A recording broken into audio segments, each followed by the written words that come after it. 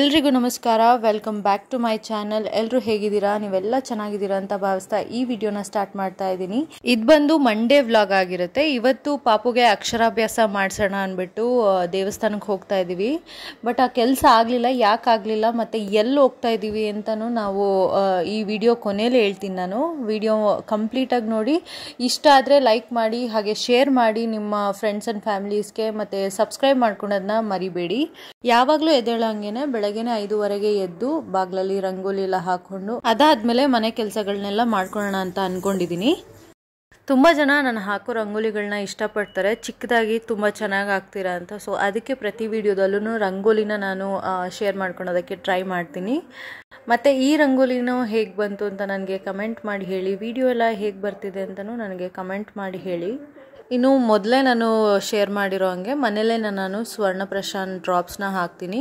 ಪುಷ್ಯ ನಕ್ಷತ್ರ ಯಾವತ್ತು ಬರುತ್ತೆ ಆ ಮಂತಲ್ಲಿ, ಆ ಒಂದು ದಿನದಲ್ಲಿ ಹಾಕ್ತೀನಿ. ನಮ್ಮ ಕ್ಯಾಲೆಂಡ್ರಲ್ಲಿ 6 ಮತ್ತು 7 ಎರಡೂ ದಿನ ಇದೆ.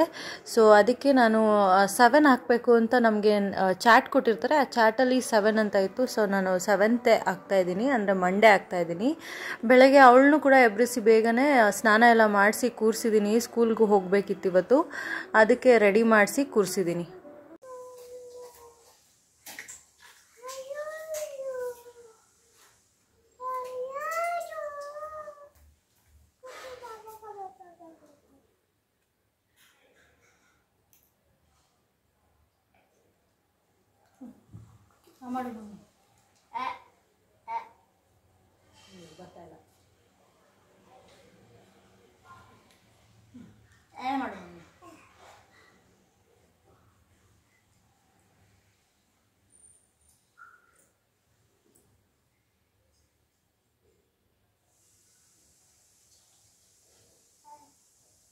ಚೆನ್ನಾಯ್ತಾ?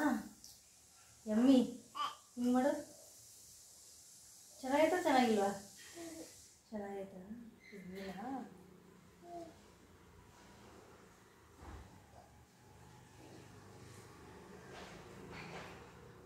ಇಲ್ಲ ಕೊಡು, ಇದನ್ನು ಡಸ್ಟ್ಬಿನ್ಗೆ.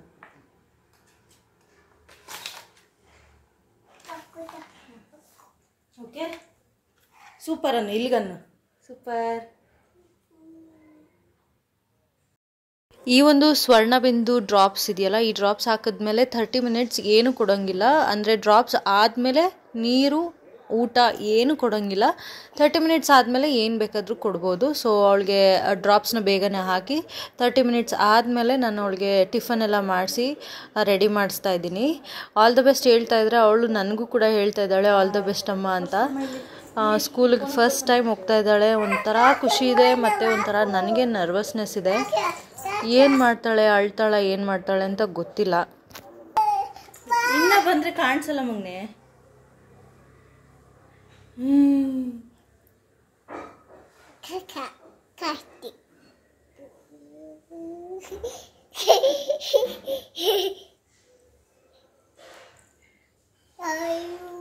ಪ್ಲೇನ್ ಕಿಸ್ ಕೊಟ್ಬಿಡು ಅವನಿಗೆ. ಬಾಯ್ ಬಾಯ್. ಡ್ರಾಪ್ಸ್ ಹಾಕಿಸ್ಕೊಂಡು ತಿಂಡಿನೂ ತಿನ್ನಿಸಿ ರೆಡಿ ಮಾಡಿಸಿ ನಿಲ್ಲಿಸ್ದೆ. ಅವಳು ಬ್ಯಾಗೆಲ್ಲ ರೆಡಿ ಆಗಿದ್ದು ನೋಡಿ ಟಿಪ್ ಟಾಪಾಗಿ ಹಾಕ್ಕೊಂಡು ನಾನು ಸ್ಕೂಲ್ಗೆ ಹೋಗ್ತಾ ಇದ್ದೀನಿ ಅಂತ ಅಕ್ಕಪಕ್ಕದ ಮನೆಯವ್ರಿಗೆಲ್ಲ ಹೇಳ್ಕೊಂಡು ರೆಡಿಯಾಗಿ ನಿಂತಿದ್ಲು. ಸೊ ಒಂದೆರಡು ಫೋಟೋಗಳನ್ನ ತೊಗೊಳ್ಳೋಣ ಅಂತ ನಿಲ್ಲಿಸ್ತಾ ಇದ್ದೀನಿ. ಸ್ವಲ್ಪ ಸ್ಕೋಪ್ ತೊಗೋತಾ ಇದ್ಲು, ನಾನು ಇಲ್ಲಿ ನಿಂತ್ಕೊಳಲ್ಲ ಅಲ್ಲಿ ನಿಂತ್ಕೊಳಲ್ಲ ಅಂತ. ಒಂಥರ ಖುಷಿ ಆಗ್ತಾಯಿದೆ. ಆ್ಯಕ್ಚುಲಿ ಇದು ಸ್ಕೂಲಲ್ಲ, ಸಮ್ಮರ್ ಕ್ಯಾಂಪು. ಜೂನಿಂದ ಸ್ಟಾರ್ಟ್ ಆಗುತ್ತೆ ಸ್ಕೂಲು. ತಗೋ ಬ್ಯಾಗು.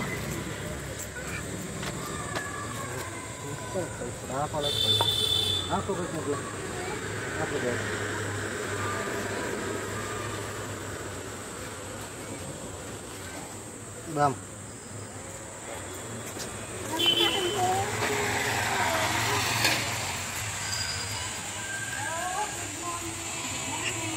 ಅವ್ರ ಸ್ಕೂಲಲ್ಲಿ ನಿನ್ನೆ ಆಗಿದ್ದು ರಾಮನವಮಿನ ಸಂಡೇ ಇದ್ದಿದ್ದರಿಂದ ಮಂಡೇ ಸೆಲೆಬ್ರೇಟ್ ಮಾಡ್ತಾ ಇದ್ದಾರೆ. ಸೊ ಟ್ರೆಡಿಷ್ನಲ್ ವೇರಲ್ಲಿ ಬರೋಕ್ಕೆ ಹೇಳಿದರು.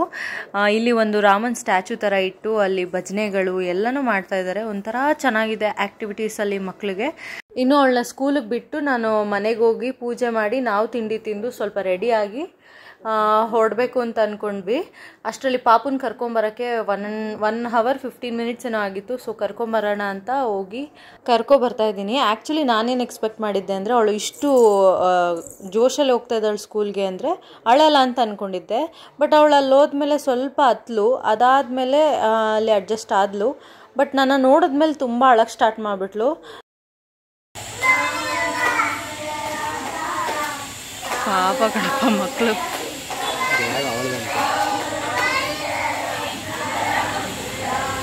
ಅವಳಿಗೆ ಫ್ಲ್ಯಾಶ್ ಆಯಿತು ಮಮ್ಮಿ ಬಂದವ್ರೆ ಅಂತ.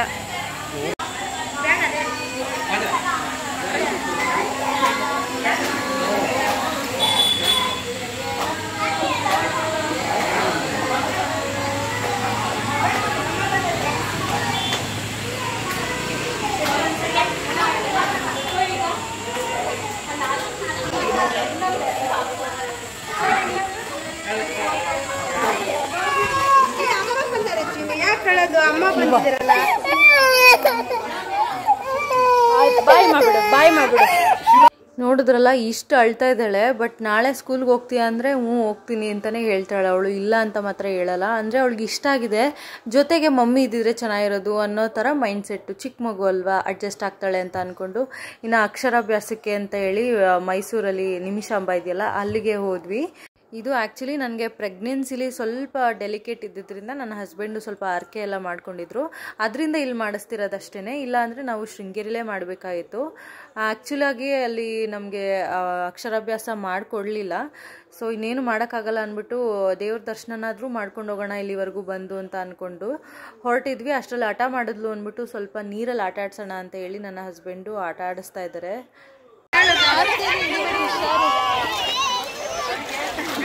ನಿಮಿಷಾಂಬ ದೇವಸ್ಥಾನ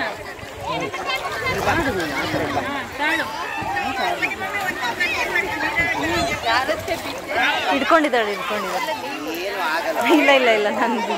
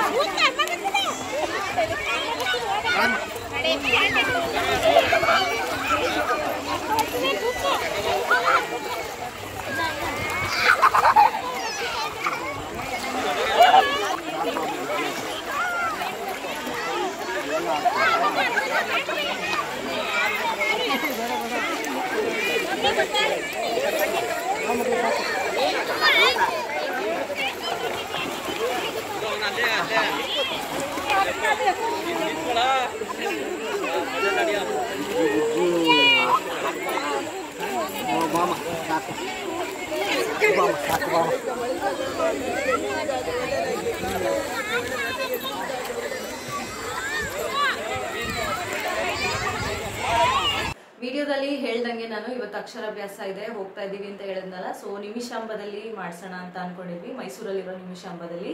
ಬಟ್ ಇವತ್ತು ಹೋಗಿದ್ದ ಕೆಲಸ ಆಗಲಿಲ್ಲ, ಯಾಕೆ ಅಂತ ಗೊತ್ತಿಲ್ಲ. ನೆನ್ನೆನೂ ಆ ಡ್ರೆಸ್ ಹುಡುಕಕ್ಕೆ ಅಂದ್ಬಿಟ್ಟು ಒಂದು 5-6 ಅಂಗಡಿನ ಹುಡುಕಿದ್ದೀನಿ, ಬಟ್ ಯಾವುದ್ರಲ್ಲೂ ಸಿಗಲಿಲ್ಲ. ಈವನ್ ಟ್ರೆಂಡ್ಸಲ್ಲೂ ಕೂಡ ನೋಡಿದ್ದೀನಿ, ಎಲ್ಲದರಲ್ಲೂ ನೋಡಿದ್ದೀನಿ. ಸೈಜ್ ಸಿಕ್ಕಿದ್ರೆ ಡ್ರೆಸ್ ಸಿಗಲ್ಲ, ಡ್ರೆಸ್ ಸಿಕ್ಕಿದ್ರೆ ಸೈಜ್ ಸಿಗಲ್ಲ, ಇಲ್ಲಾಂದರೆ ಏನೋ ಒಂದು ಡಿಫೆಕ್ಟ್ ಇರುತ್ತೆ ಆ ಡ್ರೆಸ್ಸಲ್ಲಿ. ಈ ರೀತಿನೇ ಆಗ್ತಾ ಇತ್ತು. ಬಟ್ ಫಸ್ಟ್ ಹೋಗಿದ್ದೆ ಡ್ರೆಸ್ಗೆ ಅಂತ, ಬಟ್ ಅದೇ ಆಗಲಿಲ್ವಲ್ಲ ಅಂತ ಅನ್ಕೋತಾ ಇದ್ದೆ.